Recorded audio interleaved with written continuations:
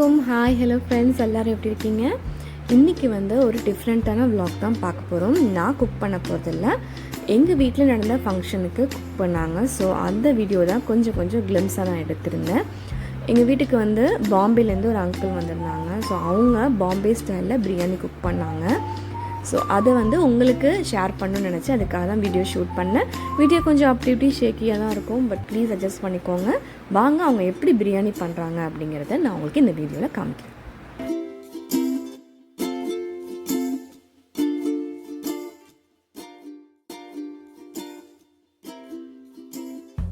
प्याज 2 kilo 2 kilo mutton 2 kilo के लिए 2 किलो मटन के लिए 1 किलो प्याज 1 किलो प्याज 1 किलो टमाटर 1 किलो टमाटर और 5 किलो दही. हाँ 250 ग्राम दही. ओके.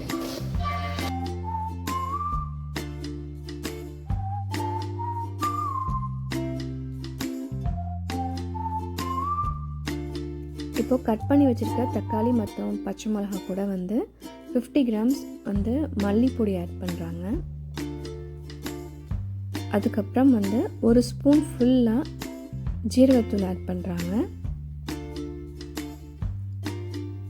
அதுக்கப்புறம் ஒரு 1/2 ஸ்பூன் மஞ்சத்தூள் ஆட் பண்ணாங்க. அதுக்கப்புறம் ஒரு 1/4 டீஸ்பூன் கரம் மசாலா ஆட் பண்ணியிருக்காங்க. இப்போ வந்து மிளகாத்தூள் 2 டீஸ்பூன் ஆட் பண்ணியிருக்காங்க.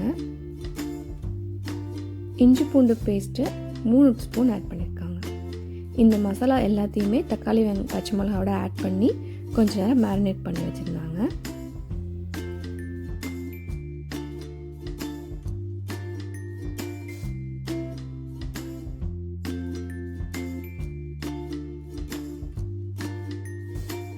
இங்கே ஒரு சட்டியில் எண்ணெய் ஊற்றி ஆல்ரெடி நம்ம 2 கிலோ வெங்காயம் கட் பண்ணி வச்சுருந்தாங்க. ஸோ அதில் வந்து ஒரு 1/4 பங்கு வந்து எண்ணெயில் வந்து பட்டை கிராம்பு போட்டு அதுக்கப்புறம் வெங்காயம் சேர்த்து வதக்கிட்டு இருந்தாங்க.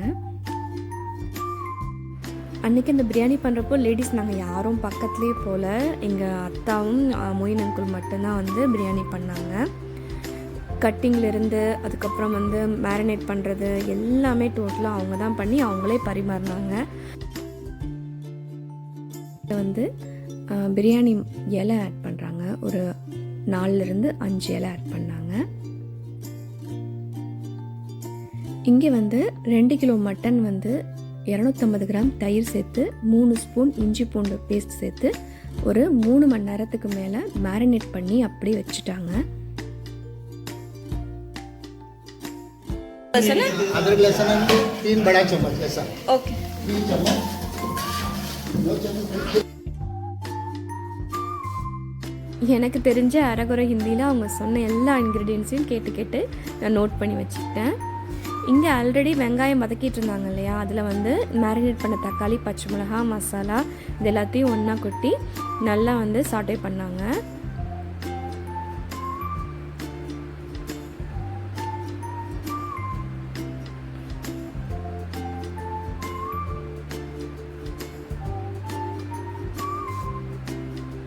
ஆல்ரெடி வந்து அந்த மசாலா அந்த மேரினேட் பண்ண அந்த மசாலாவே கொஞ்சமாக தண்ணி சேர்த்து அந்த வெங்காயம் தக்காளி வதங்கிறதுக்கு ரொம்ப கொஞ்சமாக தண்ணி சேர்த்து நல்லா வதக்குனாங்க.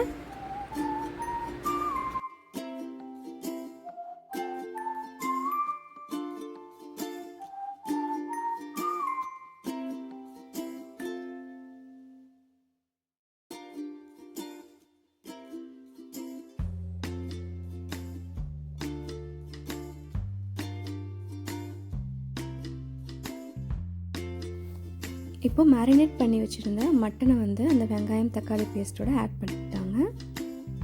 ஆட் பண்ணி இது நல்லா கிளறினாங்க.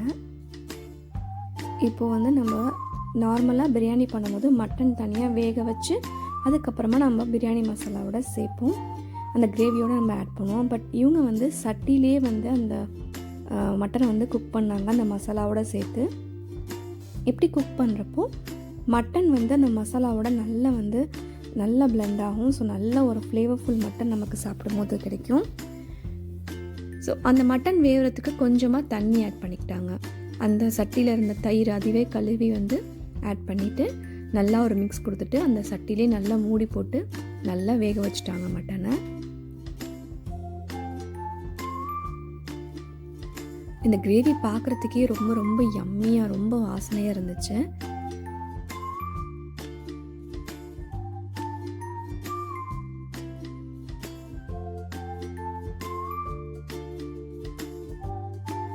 இந்த பிரியாணிக்கு சோறு வந்து வடித்து தான் அதை ஆட் பண்ணுவாங்க, லேயர் பண்ணுவாங்க. ஸோ அதுக்கு ஒரு பாத்திரத்தில் தண்ணி வச்சு கொஞ்சமாக கரம் மசாலா பவுடர் ஆட் பண்ணிவிட்டு 2லேருந்து 3 பிரியாணி இலையும் க்ரஷ் பண்ணி ஆட் பண்ணிக்கிட்டாங்க. இங்கே நம்ம மட்டன் வந்து நல்லா வெந்துருச்சு. அந்த பிரியாணி மசாலாவோட நல்லா சூப்பராக ஜெல்லாகி நல்லா சூப்பராக குக் ஆகிடுச்சு.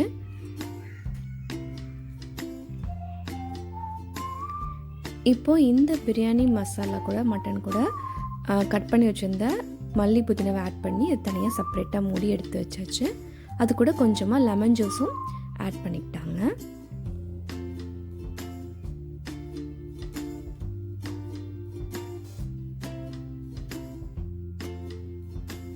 இங்கே நம்ம பிரியாணி வந்து அரிசி வந்து நல்லா கொதிச்சிட்ருக்கு. இந்த அரிசி வந்து நல்லா குக் ஆகணும், அதாவது ஒரு 80 to 90% வந்து குக் ஆகணும். ஏன்னா ஆல்ரெடி நம்ம கிரேவி வந்து மட்டன் நல்லா குக் ஆகிடுச்சு. ஸோ சோறு வந்து நல்லா குக் ஆகிற வரைக்கும் நல்லா வேக வச்சு எடுத்துகிட்டு அதுக்கப்புறம் அதை வந்து வடித்து எடுத்துக்கிட்டாங்க.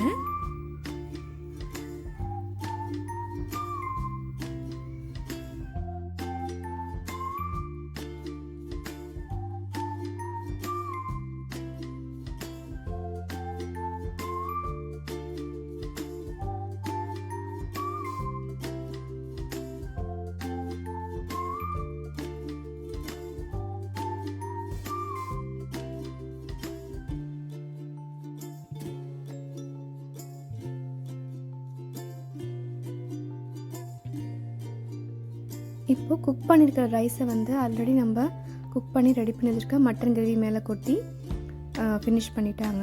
இதுக்கு மேலே வந்து அந்த தம் போடுறதப்போ உங்களுக்கு ரைஸ் வந்து கொஞ்சம் ட்ரை ஆகாமல் இருக்கிறதுக்காக கலர் பவுடரில் கொஞ்சமாக தண்ணியில் கலர் பவுடர் சேர்த்து மேலே சும்மா கொஞ்சமாக தெளித்து விட்டாங்க. ஃபைனலாக வந்து பிரியாணியை கார்னிஷ் பண்ணுறதுக்கு நெய்யும் எண்ணெயும் சேர்த்து ஆல்ரெடி 1/4 பங்கு நம்ம வெங்காயம் எடுத்து வச்சுருக்கோம், அதோட முழு ஜீரகம் போட்டு நல்லா நெய்யிலையும் எண்ணெயிலையும் போட்டு நல்லா வதக்குனாங்க. நல்லா டார்க் ப்ரௌன் ஆகிற வரைக்கும் வதக்கிட்டு அதை வந்து பிரியாணி மேலே ப்ரிப்பேர் பண்ணி வச்சுருக்க பிரியாணி மேலே தூவி கார்னிஷ் பண்ணி ஃபைனலாக முடிச்சிட்டாங்க. இப்போது நம்ம அந்த வெங்காயம் வந்து நெய்யில் வதக்கினால நல்லா கமகமன் சூப்பராக இருந்துச்சு, நல்லா கிறிஸ்பியாக இருந்துச்சு. இதுக்கப்புறம் இதை மூடி ஒரு 10லேருந்து 15 நிமிஷம் தம் வச்சுட்டு ஃபினிஷ் பண்ணிட்டாங்க.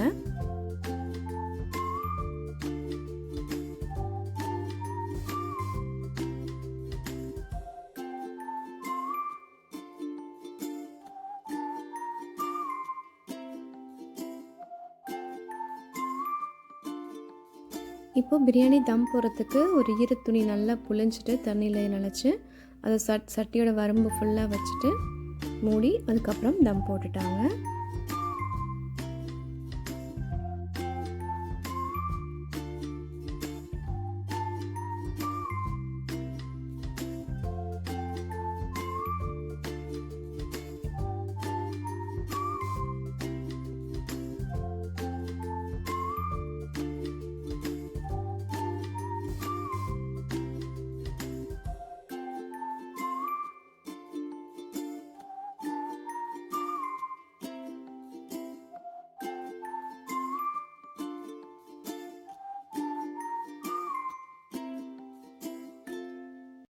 அவ்வளோதான், சூப்பரான பாம்பே ஸ்டைல் மட்டன் பிரியாணி சூப்பராக ரெடி ஆகிடுச்சு. நான் இதை மாதிரி ஒரு நல்ல வீடியோ நெக்ஸ்ட் டைம் உங்களை மீட் பண்ணுறேன்.